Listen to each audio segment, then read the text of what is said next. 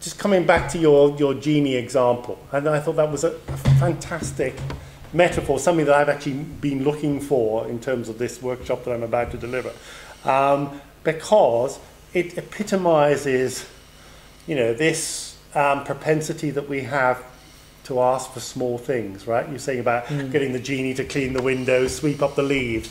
And that is us, isn't it? I mean, that is, we never ask for the big stuff. It's like even when we set goals, it's like the smaller stuff, Now, I'm not saying that's bad per se, and there's a lot to be said for what I call small moves in terms of, sort of building up a head of steam. But if you imagine you set yourself a goal or you set yourself a mission or whatever it is, that is something that you could never achieve. Let's say it was something like, I don't know, to eradicate poverty in the world. Now, you might achieve that, but, it's something that is like potentially impossible, right? But to have that as your goal, to have that as your mission, how could the mind not be, how could the genie not be motivated and constantly, working on it? Do you see what I'm saying?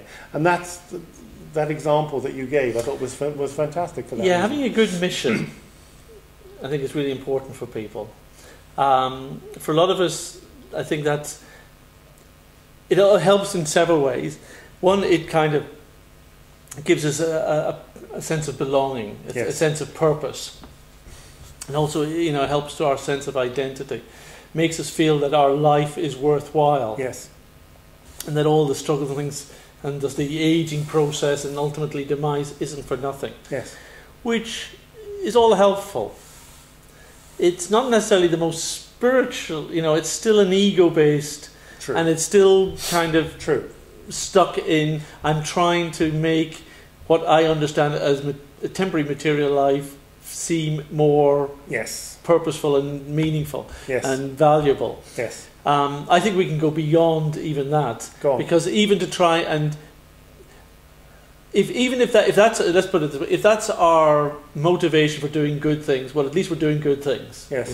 You can't take that away. Yes. But it will still probably we'll have a sense of frustration, because even if we set out to eradicate poverty in the world, the chances are we may still feel that the hole in our heart, that gap in our soul that we're trying to fulfill, hasn't been done, because we're still trying to do it with something in the outside world. Yes.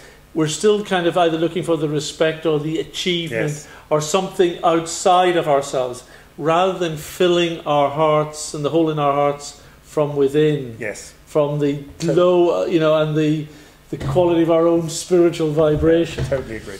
So we still got to be careful of those things. Yeah, totally agree.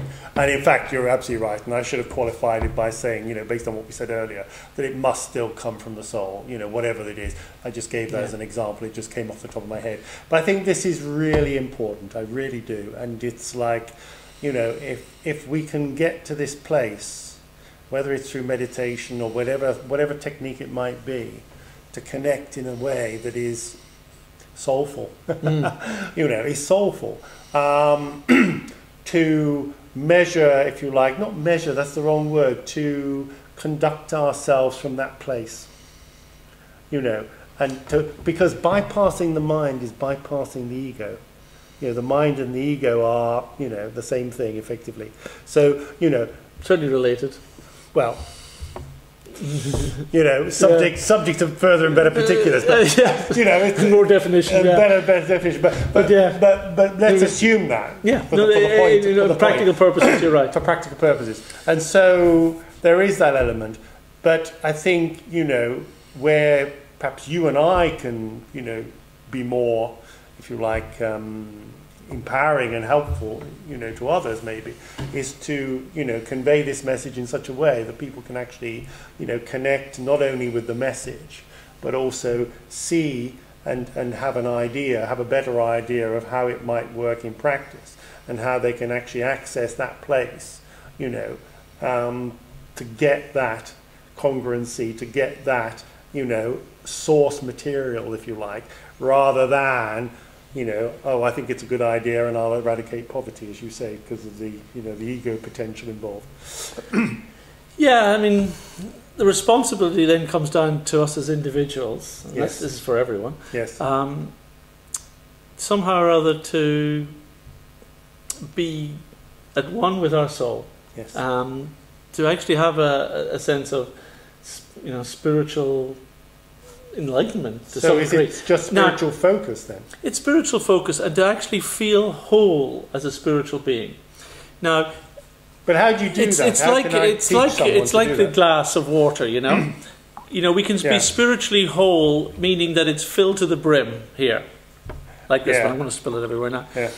However, the glass has the potential for expanding, and it can always hold more and always be full. Yeah. We need to be full as we are now.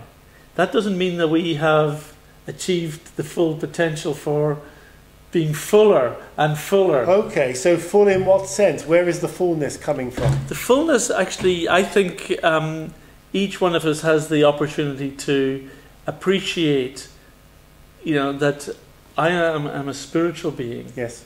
I belong That's the start. in connection and relationship with the source of all existence. Yes.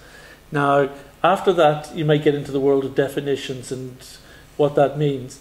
But I think that each one of us, if we come to at least that point, we've talked about the limitation of words, so even trying to we have a sense that actually I feel spiritually whole. I am at peace. I am resolved in my spiritual identity and purpose, who I am. Yes. Now, it may only be a very small amount of spiritual understanding that each one of us have at this time, but it's enough to fill us. It's enough to fill that gap in the heart, and it's enough to act on. And it's enough to make the connection. It's enough to make the connection, and it's enough to act on, because I believe if you act on from that point, you will actually do good. So it's going back to what you said earlier about it being a matter of intent. Yeah. If I have the intent to connect to my source, my spirit, right, then in a sense that's first base, isn't it? To start. Yeah. Yeah, and actually it will be on the basis of that intention that I think the realization and the insight will come. But we're a small glass filled to the brim at that point. Yes. And then as we kind of develop our spiritual understanding, that glass just becomes bigger and bigger and bigger, but it's always full. Yes. It's not that we are we have a dribble of water, a dribble of spiritual understanding. We need to become full to the point where it actually the hole is filled. Yeah. But it's got the opportunity to expand. Hence fulfilled, right? Yeah.